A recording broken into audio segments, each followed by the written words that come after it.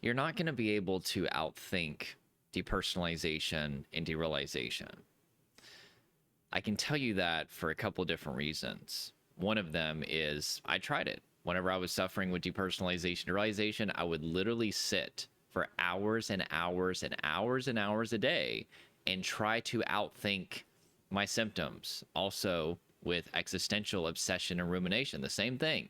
I would sit and dwell on all kinds of theories about existence, and I was trying to just get mental clarity that everything was going to be okay and that these theories weren't true.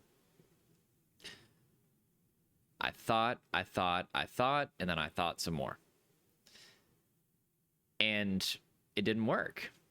My mind wasn't powerful enough, and I had been used to using my mind to overcome all kinds of things in life. It was very frustrating for me, but because it had worked in times past, I just kept going and going and going and going.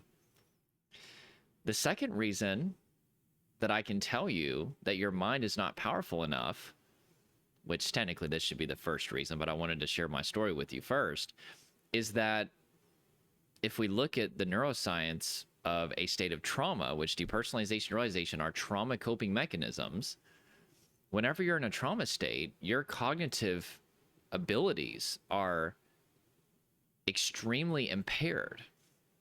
There starts to be a shutdown of the prefrontal cortex. That's logical, critical, creative, and contextual thinking. You don't have the same mental abilities, cognitive abilities that you had when you weren't in a traumatized state. It's like going to put out a fire with a water hose, but the fire truck is empty. There's no water there. Speaking of water, I need to drink. I just got this. It actually has 8 glasses per... Oh my gosh, it's so big. Anyway, has 8 glasses per day in it.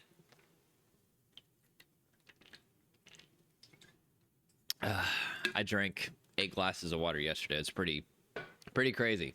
I didn't realize how much that I wasn't drinking enough water. But anyway, so it's like you're trying to put out a fire with an empty water hose. It's not going to work. So that's the next reason. The other reason is anecdotal, but very relevant. I've worked with thousands of people that have tried to outthink their symptoms. Whenever people fill out an application to work with me and my team, we ask, what have you tried? And almost every single one of them puts on there, I've tried to outlogic my symptoms, or they've tried cognitive behavioral therapy, things like that. And I'm not against cognitive behavioral therapy. I'm certified in CBT. I think it can be very, very powerful, but only if your cognitive abilities are there. And in a trauma state, your cognitive abilities are significantly impaired. I'm not against using powerful mindsets to overcome things. I'm all about some mindsets. Don't make me go David Goggins on you. Who's going to carry the logs? I'm going to carry the logs. Who's going to carry the boats? I'm going to carry the boats. You don't know me, son. Anyway, I love David Goggins. I love resilience mindsets. I use them all the time, and they work very powerfully.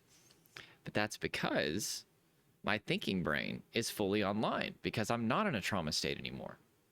But back whenever I was in a trauma state, I could try to outthink the symptoms all day, and it wouldn't work.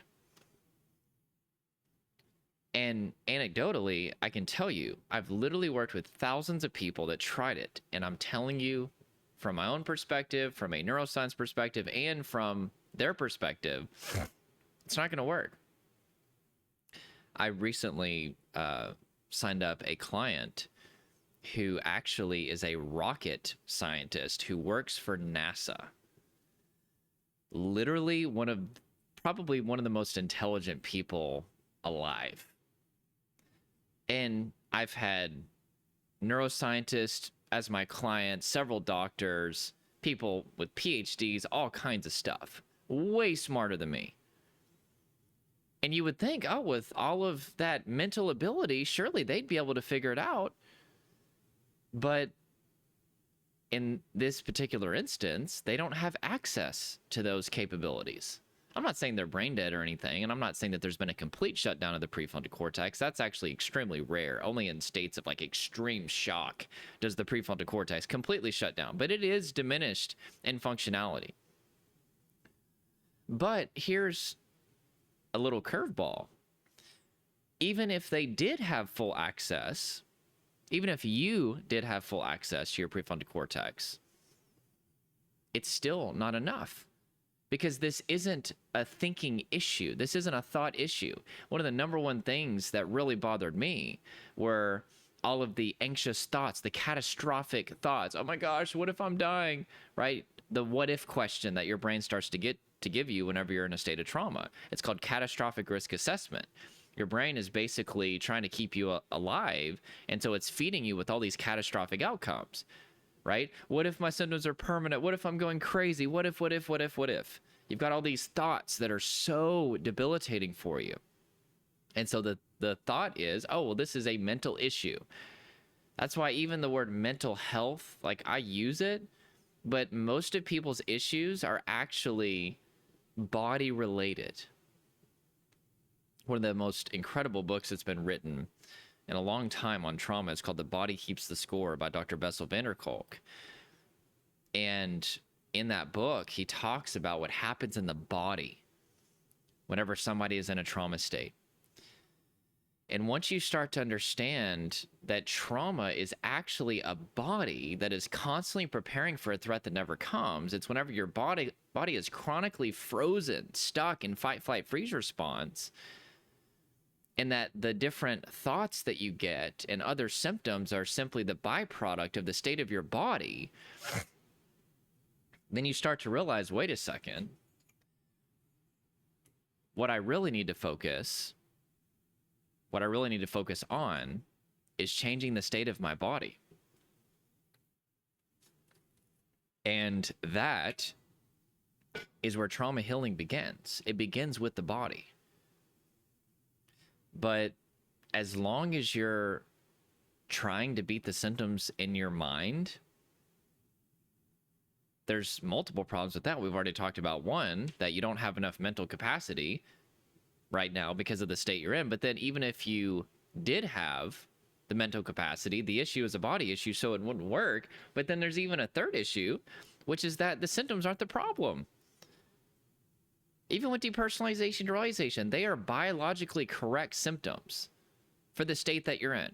There is so much stress in your body and so much fatigue and so much emotion in your body that your nervous system thinks that you're being eaten by a lion.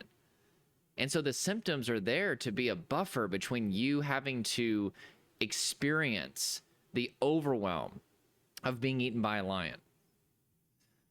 The more detached you feel from your body and the more detached you feel from the material world, the less pain that you'll have to experience. It's basically kind of nature's last gift. If you're going to be eaten by a lion, you might as well not feel it.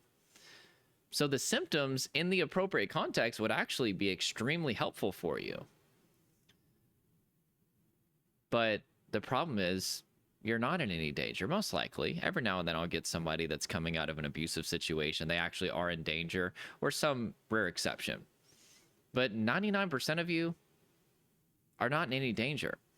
But there's been this accumulation of stress, of fatigue, of emotion, of adrenaline and cortisol that's built up, and then bam, there was some sort of situation, maybe a bad drug experience, maybe it was a breakup, maybe it was this thing, that was the straw that broke the camel's back. This is complex trauma. It's not just one big bad event. It was a build up over a long period of time. And now you've got these symptoms, and they're so excruciatingly painful that you've convinced yourself that they're the problem. And I'm telling you, they're not the problem. They're actually the solution. But they're the solution to a problem that you don't have, which is being in danger. But nonetheless, you have to understand this from your brain's perspective, from your nervous system's perspective. From your nervous system's perspective, these symptoms are actually there to help you. So what your focus needs to be on is getting your body in a much better state. And that takes time. But you need to begin the process now. Start to ask yourself the question, what are the things that I can adjust in my life to get my body back in a much better state to where there's not so much tension and cortisol and adrenaline and emotion and fatigue. And what that looks like is making decisions, lifestyle adjustments, environmental adjustments. You might need to leave some environments. It looks like getting in tune with your body, which is interoception, the experience of the embodied self, starting to listen to your body again. When your body is saying no, you don't say yes. There's a lot of adjustments that need to be made. And if you will do that long enough, plus have co-regulation, which is working with somebody that makes you feel safe and calm and a sense of hope, you can beat this. One of my favorite quotes in the world is by Dr. Peter A. Levine. He says, human beings are born with an innate capacity to triumph over trauma. And I don't care what your mind is telling you, you can heal. I have seen people that came to me with the most unthinkable stories that you could ever imagine. They felt hopeless. They felt lost. They believed that they were the exception. And they had tried 10,000 things. They've been through the mental health system, the medical system. They've tried all the popular resources, and nothing worked. And yet, I don't know how, but by the grace of God, they decided to just give this one more shot. And they healed. And it's not because they outthought the symptoms.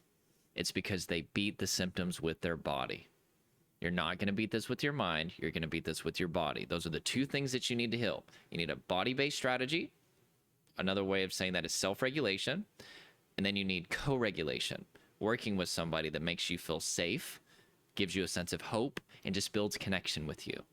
So with that being said, if you need my help with those things, I have created a free masterclass for you. It's called the 5 Shifts to Heal from Trauma, Depersonalization Derealization, Anxiety, and Emotional Numbness. There's a link below. You can check that out. It's a 45-minute masterclass, 100% for free, that will literally change your life. I spent over 6 months developing it, and it has helped so many people. Make sure to check that out. Also, make sure to subscribe. Many more videos to come. Make sure to click like if this helped you, as well as comment something below if you have any questions, and I will get to you just as quickly as I can. And I hope you have an amazing day, my friend. There is hope. Keep your head high. But just remember, you're not going to beat this with your mind. You're going to beat this with your body as well as co-regulation. Have a good day.